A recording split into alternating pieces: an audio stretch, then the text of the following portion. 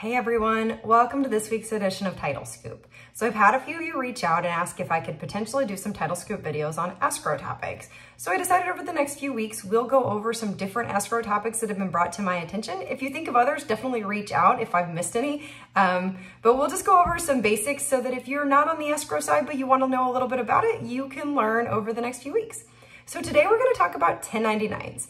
It's probably my least favorite escrow topic, but figured we would get this one done and get it out of the way first. So what is a 1099-S, which is the actual terminology, and how are we involved? So a 1099-S is an IRS form that's issued by a title company or a person who is responsible for closing the transaction to the seller when real estate's sold. This is generally going to be with residential transactions, and commercial are usually exempt. So the seller must report on the sale on their tax return if it doesn't qualify for an exemption. And we're going to go into exemptions a little bit in a little later. So the title company must provide a copy of the 1099-S and the settlement statement to the seller after closing. You can either do it at closing or you can send it at a later date. Just depends on what your process and procedure is and what works for you. If the transaction is not exempt, then it's a reportable transaction according to the IRS. The seller will have to reconcile that tax liability on their tax return, but federal law requires that the person responsible for closing the transaction, they have to report certain items regarding that seller and that transaction on an IRS annual informational return. So that's where it comes in for us, that we have to actually report things to the IRS. So as an escrow or settlement agent, there's two big things that really I tell people that they need to know. One, you need to send the relevant 1099-S forms to the seller. And two, make sure that you get the right information on those 1099-S forms and you report it accordingly. Now, everybody has a different process and procedure. A lot of the places that I have been where I worked on the escrow side, we get the information from the seller, then we put it into our software program, and then our accounting team or someone from our accounting team is able to pull all that information and report it to the IRS or send it to our accountant or CPA for them to report it. So again, everybody's a little bit different on how they report, so you'll just need to know your process and procedure if you're ever helping, but those are the two things that we have to do. So who's exempt? I'm not gonna go over all the exemptions because again, it's not really something that you have to memorize. They are pretty clear whether or not they're exempt or not.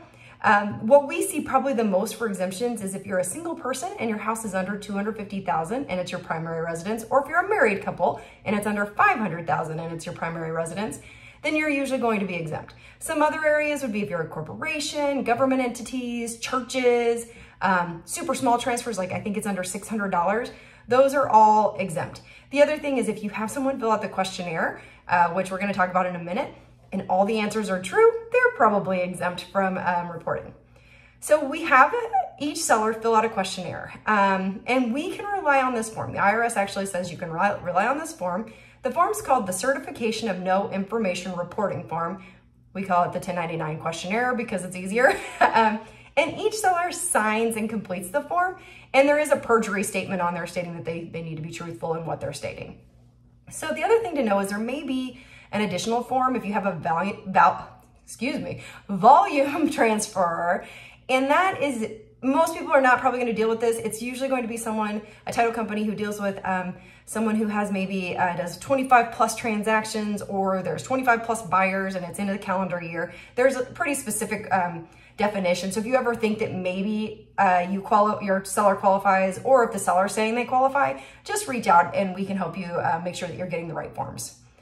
So normally the questionnaire or the certification of no reporting form is part of the closing package. It's easy just to get the seller to sign that as part of the transaction, and then that helps us determine whether or not the transaction is exempt.